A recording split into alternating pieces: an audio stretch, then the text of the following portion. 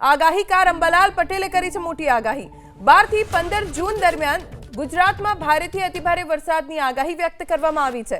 આજથી 6 જૂન સુધી રાજ્યમાં વરસાદી ઝાપટા પડી શકે છે। જૂન મહિનાના અંત ભાગમાં પણ ગુજરાતના અનેક વિસ્તારોમાં સારો વરસાદ રહેશે।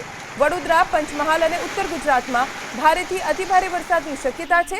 કચ્છ અને સૌરાષ્ટ્રના વિસ્તારમાં ભારે વરસાદ પડી શકે છે। દક્ષિણ ગુજરાતમાં 15 જૂન સુધીમાં ચોમાસું પહોંચે તેવી અંબાલાલ પટેલે આગાહી વ્યક્ત કરી છે। હમણાં તારીખ 26 તારીખ સુધીમાં લગભગ રાજ્યના ભિન્ન ભિન્ન ભાગોમાં હળવા ભારે વરસાદ થવાની શક્યતા રહેશે। દક્ષિણ સૌરાષ્ટ્રના ભાગો, દક્ષિણ ગુજરાતના ભાગોમાં થોડોક વધુ વરસાદ થવાની શક્યતા રહેશે। અન્ય ભાગમાં વરસાદ થવાની શક્યતા રહેશે। 12 થી 15, 16 કે 17, 18માં રાજ્યના ભાગોમાં વરસાદ આવવાની શક્યતા રહેશે।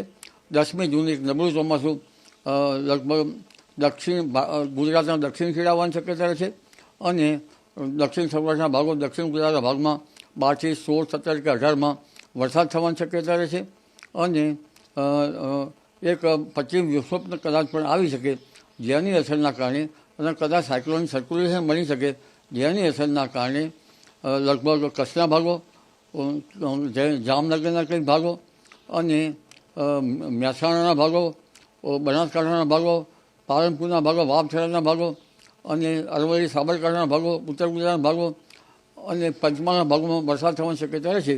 વડોદરાના ભાગમાં થોડોક વધુ વરસાદ થવાની શક્યતા રહેશે। લીમખેડા, દાહોદ અને પૂર્વ ગુજરાતના ભાગમાં વધુ વરસાદ થવાની શક્યતા રહેશે।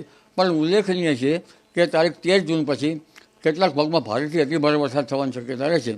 એટલે આમ જોવા જઈએ તો 11 થી 16માં દેશના ઘણા ભાગોમાં ભારે વરસાદ પડી શકે।